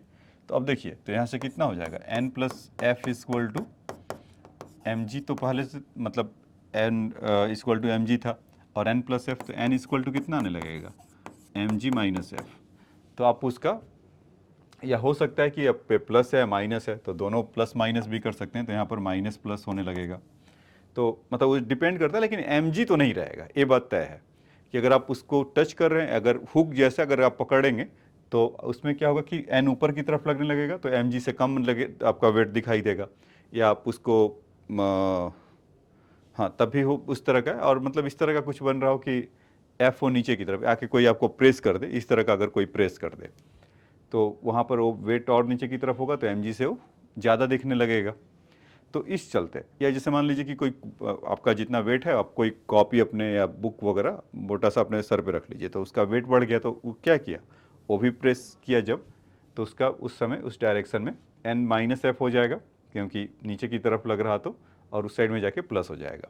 तो ये तो कहानी हुआ उसका सोइंग वेइंग मशीन का, मतलब कि वो कैसे काम करता है। तो ये तो नॉर्मल हो गया। अब वेइंग मशीन को जाकर अंडर द लिफ्ट जाके रख दिया, इन सबों को हटा लेते हैं। तो उस केस में क्या होगा बच्चों कि आप मोटे थे तो पतले हो जाएंगे, पतले थे तो मोटे हो जाएंगे। ऐसा क्यों बोल रहा हूँ अभी थोड़ी देर में समझ में आ जाएगा। होगा क्या कि सपोज़ कि अगर लिफ्ट ऊपर की तरफ जा रहा है कि इसी में मतलब कि ऐसा है कि ये लिफ्ट है ऐसा, और यहाँ पर एक पर्सन ऐसा है इस तरह का, और यहाँ पर वेइंग मशीन ऐसा है, और ये ऐसा लिफ्ट है तो ऊपर की तरफ जा रहा होगा ए एक्स रिलेशन से। यहाँ पर इसका वर्डिंग का बहुत ज़्यादा ख्याल रखेंगे कि ए एक्स रिलेशन से अगर ऊपर जा रहा है तब उसका मतलब कि आपसे पूछा ये जा रहा है कि अगर कोई पर्सन है, मास उसका एम है, और उसमें तो मास उसका एम है तो वेट कितना दिखाएगा एम जी, लेकिन ए एक्स रिलेशन से ऊपर अगर जाएगा तो तब उसका कितना वेट दिखाएगा वो हमसे पूछा जा रहा है। तो यहाँ पर लिख दे रहा हूँ कि if lift is moving with A acceleration, तो उस केस में क्या होगा। तो उसमें अगर हम देखेंगे तो फ्री बॉडी डायग्राम से देखें तो एम जी तो ये नीचे की तरफ लग रहा होगा और नॉर्मल फोर्स ऊपर की तरफ लग रहा होगा। यही दो काम होगा बच्चों, नॉर्मल फोर्स ऊपर और एम जी। अब वो एक्सेलरेट किया तो उसके चलते क्या होगा, तो इसको हम स्यूडो फोर्स से भी कर सकते थे और नॉर्मल जो आपको सिखाया हूँ उससे बता देता हूँ। तो देखो होगा क्या कि अगर ऊपर की तरफ जा रहा होगा तो इन पे नेट फोर्स क्या होगा, एन माइनस एम जी या एम जी माइनस एन। तो यहाँ पर बोलेंगे एन माइनस एम जी, क्यों, क्योंकि ऊपर की तरफ जा रहा है तो इसलिए उसका फोर्स ज़्यादा लगा होगा, जिस डायरेक्शन में जा रहा है उसका मतलब उस डायरेक्शन में फोर्स ज़्यादा होगा। तो इसको क्या लिख सकते हैं, N minus M G equal to net force mass into acceleration, ये से जा ही रहा है। तो एन का वैल्यू कितना हो जाएगा, M G plus M A, या एन इक्वल टू इस केस में जी प्लस ए, या एम जी तो था ही था, एक्स्ट्रा आ गया ना ये वाला एम ए से जितना जा रहा है, तो आपका जितना वेट था उससे तो आपको ज़्यादा मतलब उस पर लग दिखाई दे रहा होगा, शो कर रहा होगा, तो यानी कि आप मोटे हो गए, यही था ना मतलब। तो मैंने जब बोला था कि जब आप लिफ्ट में अगर ए एक्सेलरेशन से ऊपर की तरफ अगर जा रहा है, एक्सेलरेट कर रहा है, तो उसका मतलब क्या होगा कि आपका वेट ज़्यादा हो जाएगा और आप मोटे हो जाएंगे। ऐसा नहीं है, बस लाइटर नोट पे आपको बता रहा हूँ। तो उस समय उसका जो रीडिंग होगा, या जो नॉर्मल फोर्स को याद रखना है, यही आपका रीडिंग बताता है। तो उस समय जो रीडिंग बताएगा M into G plus A, M G plus M A होगा, जिस एक्सेलरेशन से जा रहे थे उसके लिए होगा। ठीक है, अब उल्टा इसी का समझ ही गए होंगे क्या पूछने वाले हैं। क्या पूछने वाले हैं कि जब लिफ्ट नीचे की तरफ आ रहा होगा ए एक्सेलरेशन से। अच्छा, आप सोच रहे कि सर स्यूडो फोर्स के बारे में भी कुछ बता रहे थे, अच्छा उसको भी देख लो यहीं पर। ये सब मान लो कि कुछ नहीं होगा। तो अब क्या होगा कि जैसे मान लीजिए कि आप यहाँ पर हैं और लिफ्ट ऊपर की तरफ जा रहा होगा, तो आपको बताया था स्यूडो फोर्स में कि जितना से वो जाता है तो उसी के अपोजिट डायरेक्शन में एक आपको नीचे की तरफ वो फोर्स लगाते हुए जाएगा, और वो फोर्स कितना होगा, जितना भी आपका मास टाइम्स एक्सेलरेशन हो जाएगा, इस तरह का। मतलब एक क्या हुआ, तो अब यहाँ से देख रहे होंगे कि एम ए और एम जी दोनों हो गए, तो N equal to M A plus M G, तो डायरेक्टली आ गया। अगर स्यूडो फोर्स से इमेजिन करना आसान है कि अगर मान लीजिए कि एक्सेलरेशन ए से ऊपर जा रहा है तो ठीक उसके अपोजिट डायरेक्शन में उसका लगेगा। जैसे मान लीजिए कि आप कार में बैठे हुए हैं, स्यूडो फोर्स का एक और आपको बता देता हूँ कि जैसे आप कार में बैठे हुए हैं और विंडो से बाहर देखिए तो चीज़ें आप मूव करते रहता है ना, और आप अपने आप को देखिए तो अपना हाथ पैर मतलब कुछ भी अपने आप को, तो आप तो रेस्ट में उसके अपने विथ रिस्पेक्ट टू में, तो हर कोई इंसान अपने रेस्ट में रहता है, या उस कार जो मूव कर रहा है उसके विथ रिस्पेक्ट टू में भी आप रेस्ट में रहेंगे। तो जैसे मान लो कोई बिल्डिंग है तो आप वो तो पीछे भागते हुए हमें दिखाई देता है, तो उस पर तो कोई फोर्स लगाता नहीं है। तो हम ऐसा इमेजिन करते कि हम आगे जा रहे हैं, जिस एक्सेलरेशन से हम आगे जा रहे हैं तो वो सारा का सारा उसी एक्सेलरेशन से पीछे की तरफ जाएगा। तो अब जैसे मान लीजिए बिल्डिंग कोई गया तो उसका बिल्डिंग का मास कितना होगा, लाख टन के जी जितना भी होगा, तो उसको हम कहेंगे चलो इसको फोर्स लगाया ऐसे, मतलब एक झटका ऐसे दिया और कहे कि ये निकल गया पीछे की तरफ। तो बेसिकली स्यूडो फोर्स वो है कि हम आगे की तरफ जब जा रहे हैं तो हम एक्सेलरेट हैं, लेकिन जो दूसरा जो बॉडी है वो एक्सेलरेट नहीं है, उस पर हम लेकिन वो पीछे की तरह हमें छूटते हुए दिखाई दे रहा है, मतलब एक्चुअल में कोई फोर्स नहीं लग रहा है। तो हम उसको इसीलिए बोलते हैं स्यूडो, मतलब झूठा फोर्स, मतलब कि एक इमेजिनरी फोर्स कि वो ऐसा लगा होगा। तो कॉम्प्लिकेट क्वेश्चन को सॉल्व करने के लिए आसान रहता है ऐसा इमेजिनेशन। तो यही चीज़ आपको यहाँ पर बताया गया कि n equal to suppose M G था जब यहाँ पर नॉर्मल ग्राउंड पे था तब के लिए, जब वो एक्सेलरेट कर रहा होगा ऊपर की तरफ तो उस पर नीचे की फोर्स कितना लग रहा होगा, एम ए, इस तरह का। तो यही चीज़ हमने लगाया और उसका हमने बता दिया। अब देखिए कि लिफ्ट अगर नीचे की बजाय ऊपर की बजाय अगर नीचे जाने लगे तब क्या होगा। तो सेकंड केस इसका, if lift is moving with A acceleration downward, अगर ऐसा होगा तो फिर एक लिफ्ट बना लेते हैं वैसा ही जैसा वहाँ पर बनाया था कि हमारा लिफ्ट है और इसमें कोई इंसान ऐसे चुपचाप है। तो दो चीज़ें तो जैसे थे वैसे ही लगेंगे, यहाँ से mg और यहाँ से नॉर्मल फोर्स और ए से इधर। तो जो काम वहाँ पर किया था तो अभी फिर क्या करेंगे, mg माइनस n, तो यही काम करेंगे। mg minus normal force equal to ma, ऐसा। तो इस केस में नॉर्मल फोर्स देखिए कितना हो जाएगा, mg माइनस ma। तो नॉर्मल फोर्स इस केस में कितना हो जाएगा, mg माइनस a। तो आप देख रहे होंगे कि यहाँ से mg से कम हो जा रहा है। तो आप जब नीचे जब जाएंगे, आपका वेट कितना था ओरिजिनली, mg था जब वो रुका हुआ था या जब कोई मोशन नहीं था, लेकिन अब जब नीचे की जा रहे हैं तो उसमें क्या हो रहा है, mg से कम हो जा रहा है। तो आपका वेट से अब वो पतले हो जा रहे हैं, ठीक है। इस तरह का होगा mg माइनस ma। तो उसका जितना भी आपका जो वेट है या जो फोर्स है उससे वो कम हो जा रहा है। तो ये हमारा, तो आप पतले हो गए। तो इसीलिए मैं बोल रहा था कि जब आप लिफ्ट में ऊपर की तरफ जाते हैं तो मोटे होते हैं और जब नीचे की तरफ आते हैं तो पतले हो जाते हैं, या आप पे उससे कम लगता है। और एक चीज़ और होता है बच्चों कि जब भी क्या होता है कि पता नहीं आप लोग एक्सपीरियंस कर पाते हैं कि नहीं कर पाते हैं अब, क्योंकि अब तो लिफ्ट भी काफ़ी एडवांस टेक्नोलॉजी का हो गया है, तो वो आपको बिल्कुल ही नहीं मतलब फील होने देता है। नहीं तो आप इसको ऐसे आप या थोड़ा बहुत कभी भी आपको जब लगे कि जब आप नीचे की तरफ आते हैं तो एट अ मोमेंट बहुत फ्रैक्शन ऑफ सेकंड के लिए वो फील होता है कि जैसे ही लिफ्ट रुकता है तो आपको थोड़ा वेटलेसनेस जैसा लगता है होगा। होता क्या है कि उसमें कि वेटलेसनेस इसलिए लगता है क्योंकि ये देखिए लिफ्ट ऐसे रहता है ना, और वो कोई मोटा सा जो रोप कह लीजिए उसके थ्रू वो अभी बनाया था, जैसे कि वो ऐसे इस तरह से एक ऐसा घूमते रहता है पुली, और यहाँ से ये लिफ्ट है। तो लिफ्ट जैसे ही अगर मान लीजिए कि किसी चीज़ को आप रोकते हैं, तो जैसे कोई आ रहा है और स्ट्रिंग में है, तो अचानक से जब आप रोकेंगे तो ये थोड़ा सा के लिए स्लैक हो जाता है, हल्का सा। तो क्योंकि थोड़ा अगर रोप का लेंथ अगर बहुत ज़्यादा थोड़ा ना थोड़ा होगा ही, तो कभी भी लिफ्ट अगर रुकता है तो आपको वेटलेसनेस लगता है 0.5 सेकेंड, 0.25 सेकेंड या 0.8 सेकेंड इस तरह का। लेकिन फिर थोड़ा देर के बाद वापस हो आपको फोर्स पूरा पूरा लगने लगता है। तो इसलिए लगता है कि वहाँ पर नॉर्मल फोर्स जीरो हो जाता है। क्यों?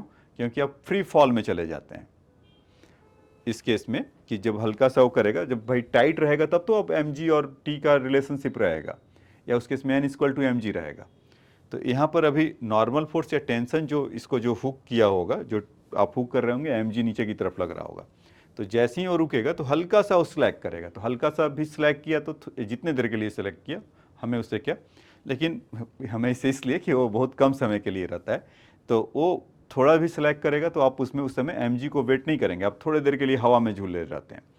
तो अगर मान लीजिए यहाँ से समझ में नहीं आ रहा, एरोप्लेन में तो आप चलते होंगे, तो मान लीजिए जैसे एरोप्लेन में आप बैठे हुए हैं और वो उड़ान भरने के लिए एकदम तैयार है, पूरा स्पीड में गया, और एट ए मोमेंट जब वो मतलब वो टच उसका जब छूटता है तो उस वहाँ पर भी 1-2 सेकंड के लिए तो आप भी फिर से हवा में रहते ही हैं।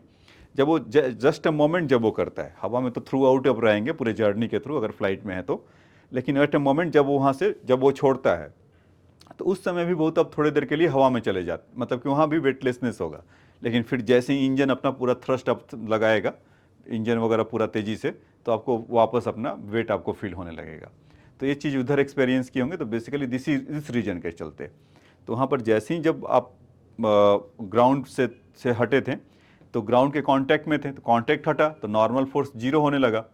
तो लेकिन उसका उड़ान इतना मतलब कि हॉरिजॉन्टल वेलोसिटी इतना था कि आप हवा में थोड़ी देर के लिए आ जाते हैं, और फिर वो नीचे वर्टिकल इस तरह का मोशन फिर वो पकड़ता है या कुछ करता है, तो इंजन अपना काम करने लगता है।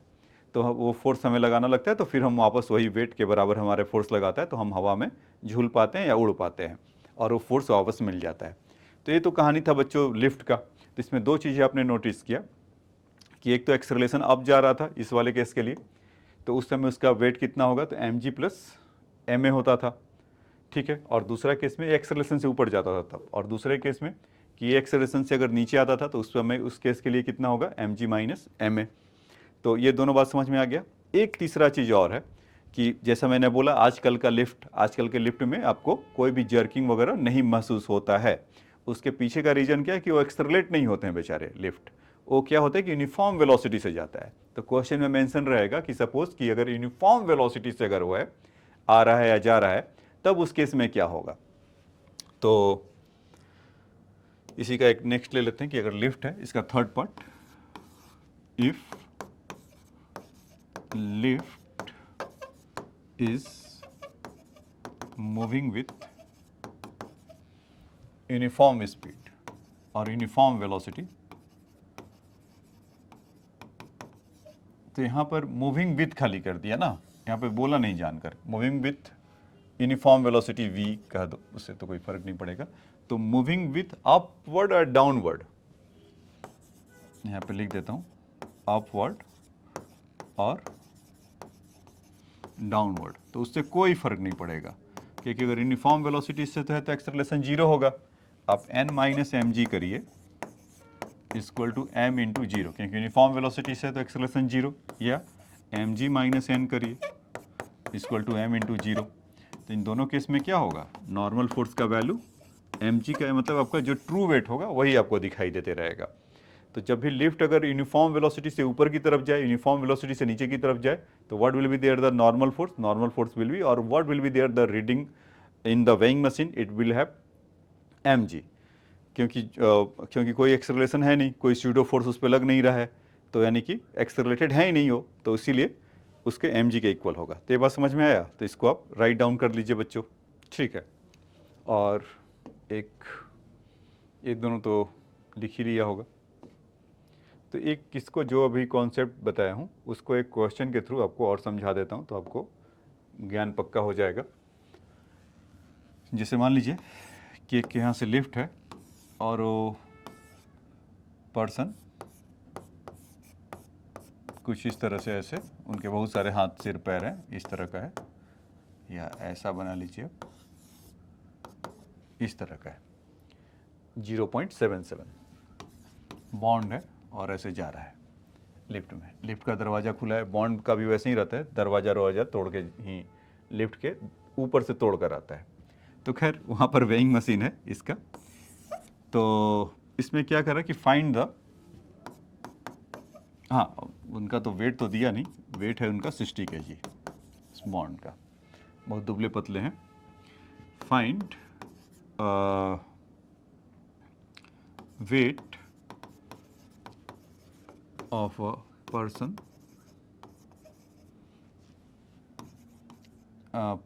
तो सब 60 kg तो दे ही रखा हूँ, तो उसको वेट क्यों दूँ। If find the weight of the person in lift if A moving with 2 metre per second square downward, जब डाउनवर्ड जा रहा है तब, और जब moving with 2 metre per second square upward, और सी मूविंग विथ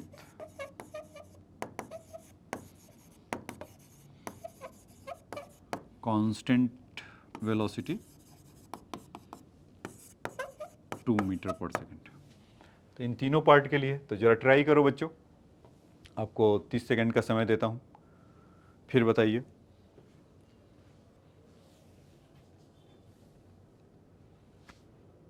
क्वेश्चन हट जाऊँ, ये लीजिए। कह रहा है कि एक 60 kg का वेट है, find the weight of the person in the lift if the moving with the 2 metre per second square से डाउनवर्ड जा रहा है तब बताना है, moving with the 2 metre per second square से अपवर्ड जा रहा है और moving with the constant velocity से 2 मीटर पर सेकंड से ऊपर या नीचे जा रहा है, वो उसके लिए नहीं बताया है।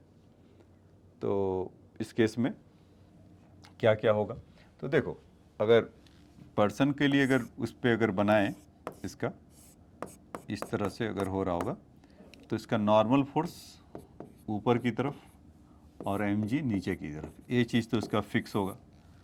तो अगर ये पार्ट का आंसर अगर दें तो उसमें क्या करा कि डाउनवर्ड आ रहा है, तो mg minus N equal to M A, यही होगा। तो n इक्वल टू कितना हो जाएगा, m को बाहर रख लूँ 60, g माइनस ए, तो यहाँ से कितना हो जाएगा 60, g का वैल्यू 10 है और -2 कर दें तो 10 - 2 इज़ 8, तो कितना हो जाएगा 480। तो 480 न्यूटन है, तो केजी के फॉर्म में क्या लिखेंगे इसको 48 केजी। ये समझ में आता है ना कि मास से जी से डिवाइड कर दो तो इक्वलेंट टू 48 केजी आ जाएगा। कहीं कहीं केजीएफ भी लिखा रहता है, मतलब इसके लिए मतलब उसका मतलब है कि कितना न्यूटन फोर्स, तो उससे आपको जी का मल्टीप्लाई करके बताना रहता है। तो 480 न्यूटन होगा, यानी कि 480 केजी। जब नीचे की तरफ आ रहा होगा तो 480 केजी से उसका होगा। अच्छा, उसका बी पार्ट देखिए, जब ऊपर की तरफ जा रहा होगा तो उस समय n ज़्यादा होगा, तो n minus M G equal to M A, तो यहाँ से n equal to M G plus M A ऐसा होगा। तो n का वैल्यू कितना हो गया इसमें, यहाँ से अच्छा उसका 60 केजी था, तो चलो 600 ही लिख लेता हूँ और यहाँ से प्लस 60 इंटू 2, तो कितना हो जाएगा n का वैल्यू 720 न्यूटन, ऐसा 720 न्यूटन। तो उस समय उसका रीडिंग कितना होगा बी पार्ट के लिए 72 केजी। ठीक है, तो एक में मतलब 120 का प्लस माइनस है, 600 से 120 अगर प्लस कर देते हैं तो ऊपर की तरफ जा रहा हो तो उसका आंसर हो जाएगा, तो 720 मतलब 72 केजी उसका रीडिंग होगा। और जब 600 में 120 माइनस कर दे रहे हैं तो 140, तो उस समय उसका रीडिंग कितना दिखाई दे रहा होगा, उसका वेट कितना होगा 48 केजी। तो ये सब चीज़ें हमने इसके बारे में देखा। अब उसके बाद कह रहा कि C moving with the constant velocity 2 metre per second, तो हम जैसा जानते हैं क्या होता है कि उसका एक्सेलरेशन इज शून्य होता है, 0। तो उस केस में क्या होगा कि उसका जो वेट होगा वो 60 केजी का 60 केजी ही रहेगा। तो इस तरह का था। तो एससी वर्मा में ऐसे क्वेश्चन आपको कुछ कुछ मिलेंगे, 1-2 क्वेश्चन ही हैं, तो उसको आप वो करिएगा। तो इसको आप राइट डाउन कर लीजिए। ठीक है बच्चों, तो इस क्वेश्चन को आपने लिख लिया होगा। ठीक है, तब आइए ऐसा ही क्वेश्चन एक एससी वर्मा सर के बुक के में है। तो लास्ट बार में आपको जो बुक मैं निकाल लेता हूँ एक बार, आपको क्वेश्चन नंबर कुछ लास्ट वीडियो में मैंने जो क्वेश्चन डिस्कस किया था लॉज ऑफ मोशन का, वो था बच्चों ये क्वेश्चन नंबर 13 तक मैंने आप लोग को उधर बता दिया था। तो पिछले क्वेश्चन में एससी वर्मा बुक से ये कॉन्सेप्ट ऑफ फिजिक्स, तो आपने याद होगा कि वो बच्चा एक डिच में गिर गया था, 2 फ्रेंड उसको निकाल रहे थे, या 0.5 केजी का एक एलिवेटर में ब्लॉक था, वो कितना फोर्स एक्सपीरियंस कर रहा था। तो अप टू 13 तक हमने बता दिया है। अब आइए इसके नेक्स्ट आगे का चलते हैं। तो ये सब क्वेश्चन तो कल हमने देख लिया था अप टू 10, हाँ यहाँ तक मैं बोल रहा था कि यहाँ तक बता दिया था आपको। एक क्वेश्चन नंबर वो पिछले वाले में 13 नंबर पे, तो खैर यहाँ पर 15 पे, तो एक उनका नंबरिंग कुछ गड़बड़ है। तो आइए जो अभी जो क्वेश्चन सीखे हैं उसी के लिए कह रहे कि pendulum of bob mass 50 gram is suspended from the ceiling of an elevator, find the tension in the string if the elevator goes up with the acceleration 1.2 metre per second. Typo error है यहाँ पर बच्चों, 1.2 metre per second square है, goes up with the deceleration 1.2 metre per second square है, goes up with the uniform velocity, C में कर रहा है यूनिफॉर्म वेलोसिटी से goes to down with the acceleration 1.2 metre per second, goes down with the deceleration 1.2, ठीक है, goes with the uniform velocity. तो आइए इस क्वेश्चन को करा जाए। तो सबसे पहले तो इसका लिफ्ट का जो सिस्टम है वो बना ले कि इस तरह का कुछ होगा, और 0 मतलब मास इसके यहाँ पर डाल देता हूँ, और यहाँ पर टेंशन टी ऐसे होगा, यही होगा। तो टी mg की तरफ होगा, नीचे की तरफ। अब ये ऊपर जा रहा है, नीचे जा रहा है या नहीं जा रहा है, मतलब कि a का वैल्यू 0 हो रहा है, मतलब a का वैल्यू 1.2 है, a का वैल्यू 1.2 है, या किसी केस में अगर यूनिफॉर्म वेलोसिटी से ऊपर या नीचे जा रहा है तो ऐसा। तो पहले केस को देखते हैं, goes up with the acceleration 1.2 metre per second square. तो 1.2 मीटर पर सेकंड स्क्वायर दे रहा है, तो हम अपना काम करें कि g का वैल्यू 9.8 ले लेंगे। क्यों? क्योंकि 9.8 प्लस 1.2 कितना हो जाएगा, इज 11। तो इसीलिए उसका हम यहाँ पर काम करेंगे। तो इस केस में गोज अप जा रहा है, तो उस पर नेट फोर्स क्या होगा बच्चों, T minus M G equal to M A. यही होगा ना, अगर ये पूरा सिस्टम ही आपका ए से ऊपर की तरफ जा रहा है तो ऐसा होगा। तो T इक्वल टू कितना हो जाएगा, M G plus M A. तो m को अगर g, तो यहाँ से g प्लस ए हो जाएगा। तो g का m का वैल्यू कितना है, 50 ग्राम। तो 50 ग्राम का मतलब कितना हो गया, 0.05 kg में। और g का वैल्यू यहाँ से g अगर 9.8 और वहाँ पर 1.2 है तो कितना हो गया, 11। तो उस समय इसका कितना आएगा, 0.55 न्यूटन रीडिंग, यही होगा 50 ग्राम अगर है तो। ये तो ए पार्ट का आंसर हुआ आपका। बी पार्ट के लिए तो देखिए अब कितना स्मूथली हो जा रहा है आराम से, कि आपको फ्री बॉडी डायग्राम बना रहा है, ऊपर जा रहा है तो T minus M G. B part में नीचे की तरफ आ रहा है, goes up with the D acceleration. तो goes up with the deceleration का मतलब कि डाउनवर्ड जा रहा होगा, मतलब goes up with the negative, तो उसको अप के बजाय डाउन कर दे तो उसका एक्सेलरेट करने लगेगा। तो उसको दूसरी भाषा में लिखा है goes up with the D acceleration के लिए। तो बी पार्ट के लिए बच्चों कितना हो जाएगा, M G minus T equal to M A, ऐसा M G minus T equal to M A. तो टी इक्वल टू कितना हो जाएगा, एम जी माइनस ए।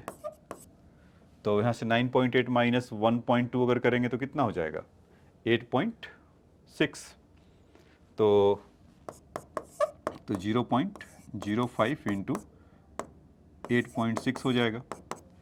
तो इसको कर लीजिए, तो 0.43 आ जाएगा, 0.43 आ जाएगा न्यूटन। तो इस पार्ट का आंसर हुआ 0.43 और उस पार्ट का 0.55 Newton. as goes up with the uniform velocity, तो उसका जितना वेट है उतना ही रहेगा। सी पार्ट के लिए क्या होगा कि T minus M G equal to uniform है तो 0 होगा, तो T इक्वल टू कितना हो जाएगा, एम जी। तो 0.05 इंटू 10 तो कितना आ गया, 0.550 न्यूटन कह सकते हैं इसको, 0.50 न्यूटन। ठीक है। D goes to down with the acceleration, goes down with the acceleration, तो सेम ही बात कर रहा है, goes down with the acceleration, या उसका जो बी पार्ट निकाले थे goes up with the D acceleration. तो जो बी पार्ट का आंसर है वही डी पार्ट का है। क्यों है, क्योंकि down with acceleration is 1.2 metre per second, और उसने क्या बोला था, goes up with the deceleration is 1.2 metre per second, is the one of the same thing. E part goes down with the deceleration, goes down with the acceleration, goes down with the de-acceleration।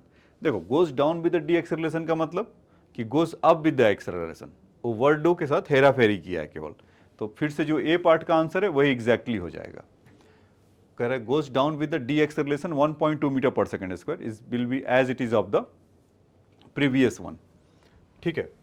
फिर F है goes down with the uniform velocity, तो ये C part वाला answer है। मतलब आपको कुल मिलाकर ए बी सी ही निकालना था और B C D E sorry A B C ही निकालना था, और डी ई एफ वाला जो पार्ट है, एफ है क्या, वो उसी को रिपीट करके उसमें दे दिया है। ठीक है बच्चों, तो ये तो इस पार्ट का आंसर था, तो इसको राइट डाउन कर लीजिए।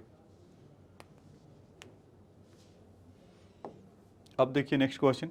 हाँ, ये क्वेश्चन है बढ़िया। कह रहा है कि person is the standing in the weighing machine is the placed on the floor of elevator, the elevator start going up with the some acceleration, move with the uniform velocity for a while and finally deaccelerate and stop. Find maximum and minimum weight record are 72 kg and 60 kg. Assume that the magnitude of the acceleration and deacceleration are same. Find the true weight of the person. तो एक में क्या कर रहा है, एक में कर रहा है कि 70, ओ फिगर इन्होंने गड़बड़ दे दिया है, ये नंबर है बच्चों, ये कुछ है आपका, अच्छा ठीक उसी के बुक के नीचे है तो इनको लगा कि वही है तो इसलिए उसने ऐसा बना दिया है। ठीक है, ये इस फिगर का कोई लेना देना नहीं है, ये अलग है फिगर, ये इसका लेना देना नहीं है। नेक्स्ट क्वेश्चन के लिए ये क्वेश्चन नंबर 16 के लिए है। तो खैर कह रहा है कि person is standing in the weight machine is the place the floor. तो हम इसको ऐसा सोच लेते हैं कि अगर पर्सन यहाँ पर चुपचाप ऐसे खड़ा होगा और ये ऐसे जा रहा होगा, तो हमें पता है कि कब ये वेट कब बढ़ता था, जब ऊपर की तरफ जाता था। याद है पीछे वाले स्लाइड्स में आपको बताया था कि अभी कि जब वो ऊपर की तरफ जाता था तो उसका वेट कितना हो जाता था, mg प्लस एम ए, तो यानी कि बढ़ा हुआ वेट रहता था। और जब वो नीचे की तरफ आता था तो mg माइनस एम ए। तो मैंने एक 60 kg का वेट लिया था और कुछ उसका 72 kg और 60 kg। अच्छा, इन दो केस में अलग अलग है। तो ठीक है, इसमें जब ऊपर की तरफ जा रहा होगा तब उसका वेट 72 kg है, जब नीचे की तरफ आ रहा हो तो 60 kg है, यही हो रहा होगा। और सेम एक्सेलरेशन से अप जा रहा है, एक पार्ट है, और दूसरे वाले पार्ट में ए से डाउन जा रहा होगा, मतलब केस 1 में और यहाँ से केस 2 में ऐसा हो रहा होगा। तो जब ऊपर की तरफ जा रहा है तो n minus M G equal to, इसको n1 कह देते हैं ऊपर वाले के लिए, एम ए, ऐसा इस होगा। ठीक है, तो इसका वेट कितना है 72 kg, तो 72 kg दे दीजिए।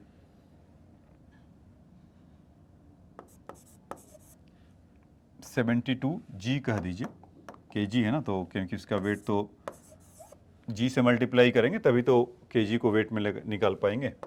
तो माइनस एम जी हो गया equal to m into A.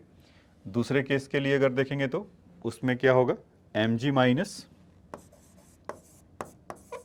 60 G, यही होगा equal to again M A. एक केस 2 के लिए जब वो नीचे की तरफ आएगा तो एम जी ज़्यादा होगा 60 जी, इन दोनों को ऐड करें तो एम जी अपने घर चले गए, तो 70 जी माइनस 60 जी, तो कितना हो गया 12 जी। ये ऐसा होगा, तो 12 जी इक्वल टू 2 एम ए। तो ए का वैल्यू कितना हो गया 6 जी। तो कहीं भी इसका वैल्यू पुट कर लीजिए, फर्स्ट या सेकंड में आपका इक्वेशन फटाक से दे देगा। या मतलब कि जो ट्रू वेट चाहिए था, मतलब एम जी को अननोन कर देते हैं, हमें यही चाहिए था ना नॉर्मल फोर्स या एम जी का वैल्यू। तो इस केस में अगर जब होगा तो यहाँ से कितना हो जाएगा, अगर पुट करते हैं तो 72, यहाँ से W कर देते हैं और यहाँ से इसका A का वैल्यू इस, अच्छा हमसे तो मास पूछा गया है ना बच्चों कि इसका मास बताओ, तो ठीक है, तो A का वैल्यू हमारे पास 6G है। तो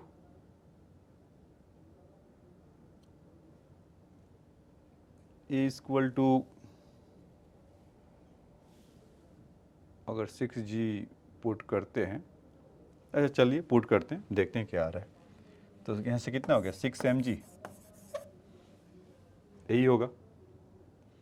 और इसका वैल्यू कितना है mg है। तो हमसे मांगा क्या गया है कि ट्रू वेट ऑफ, तो हमें mg का वैल्यू चाहिए ना। तो क्या किया जाए कि, और इसका वैल्यू 72g है ना, ठीक है। तो ठीक है, अभी भी ऑन है, तो 72g इक्वल टू ये कितना हो जाएंगे, ए वाला इस साइड में जाएगा तो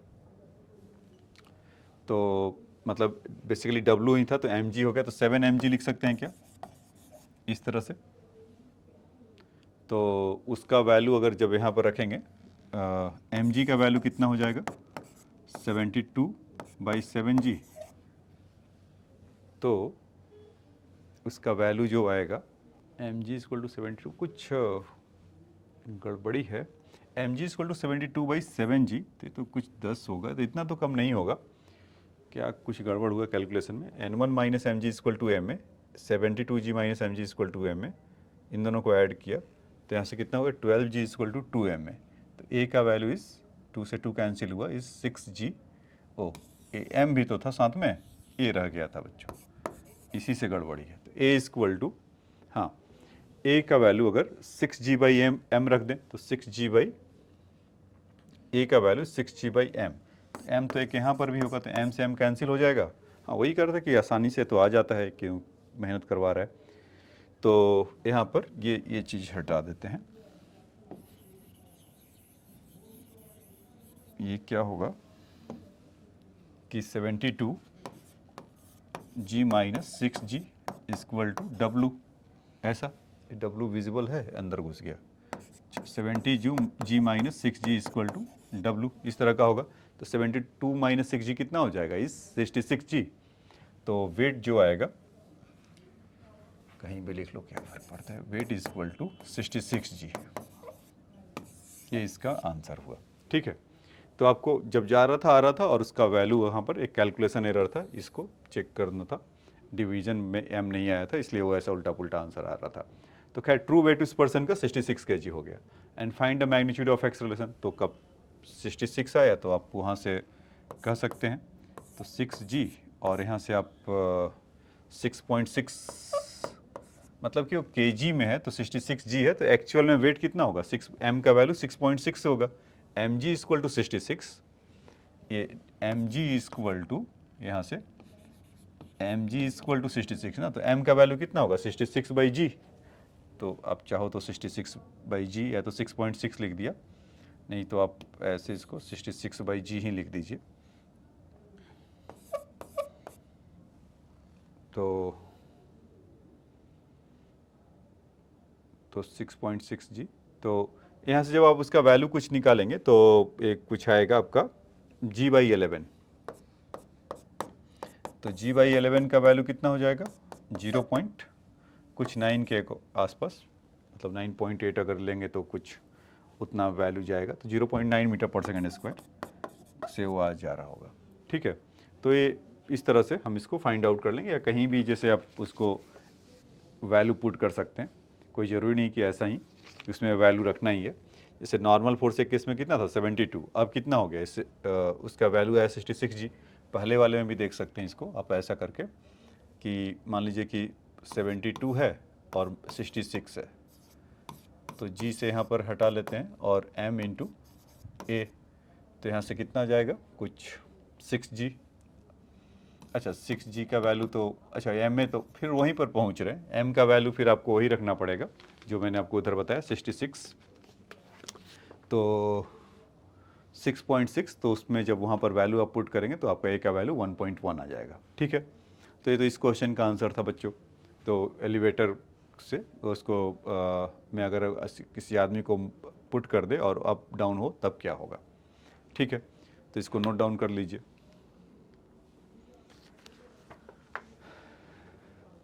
ठीक है, तो अब इसके बाद के क्वेश्चंस हैं यहाँ से 15, लगता है बीच में कुछ हो खा गए हैं क्वेश्चन, लिखा नहीं है पूरा, तो मैं चलिए तो इस क्लास को यहीं पर एंड करते हैं। तो नेक्स्ट क्लास में जब मिलेंगे, तो आज तो आपको ये सब सारा बताया, मैं अगले क्लास के लिए उसके लिए मेक श्योर करता हूँ कि सारा क्वेश्चन उसका SC वर्मा का यहाँ पर होगा, और ये आप वेल प्रिपेयर रहिए पहले से कि अगर आप चाहते हैं मतलब नेक्स्ट लेक्चर में जाना, तो जब भी नेक्स्ट लेक्चर आता है इसका अपलोड हो या आपके पास जब भी ये वीडियो जाए, तो नेक्स्ट लेक्चर में आप अपने साथ SC वर्मा का बुक लेकर रखे रहिए। In case we have not prepared the PDF, so we can go through the books, and whenever I say that ki something this question number, so you can also go through the questions. तो next lecture में हम लोग उसके सारे questions करेंगे, क्योंकि इसके जितने भी कॉन्सेप्ट है लगभग हमने उसको देख लिया है। अब उसके बाद उस क्वेश्चन में जाएंगे, और कुछ हो सकता है कि ऑब्जेक्टिव वगैरह का इस तरह का कुछ क्वेश्चन है तो उसको भी साथ में कर लेंगे। ठीक है, थैंक्स फॉर योर टाइम।